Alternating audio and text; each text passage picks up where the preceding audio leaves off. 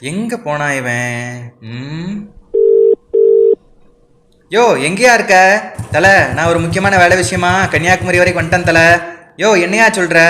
ஆமா தல, நம்ம பிரதமர் மோடி வராருல நாளைக்கு, அதான் அவரை போய் ஒரு எட்டு பார்த்து வந்துடலாம்னு சொல்லி கன்னியாகுமரி வரைக்கும் வந்துட்டேன் தல. யோ அவர் எதுக்கா கன்னியாகுமரி வராரு?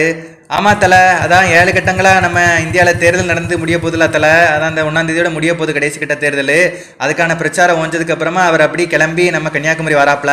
கன்னியாகுமரி வந்த கையோட 3 நாள் தியானம் இருக்காப்ல நம்ம விவேகானந்தர் பாறையில்.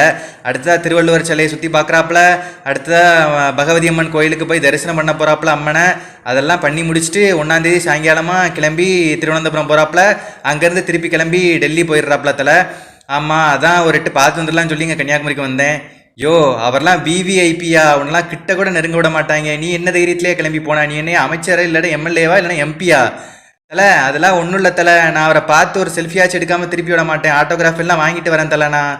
யோ என்னையா காமெடி பண்ணிக்கிட்டு இருக்க? சரி என்னைக்கு வராரு? ஆமாம் தலை, நாளைக்கு சாயங்காலம் வராரு. சரி என்னமும் பண்ணி தொலை. சரி வரும்போது திருநெல்வேலியில் ஒரு 2 கிலோ அல்வா வாங்கிட்டு வந்துரு தலை. என்கிட்ட காசு இல்லை. யோ ஜிபே பண்ணி விட்றேன்யா.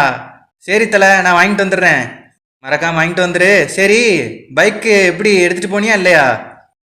ஆமாம் தலை, உங்கள் பைக்கு தான் எடுத்துகிட்டு போயிருக்கேன். சரி சரி பத்திரமா வந்து சேரு, பெட்ரோல் ஃபுல் டேங்க் பண்ணிடு. சரி தலை. தலை தலை தலை ஒரு முக்கியமான விஷயம். என்னையா? மறக்காமல் சேனலை சப்ஸ்கிரைப் பண்ணிடுங்க தலை. சரி சரி ஓகே ஓகே பண்ணிடுறேன். வந்து சீக்கிரம் வா. ஓகே தலை.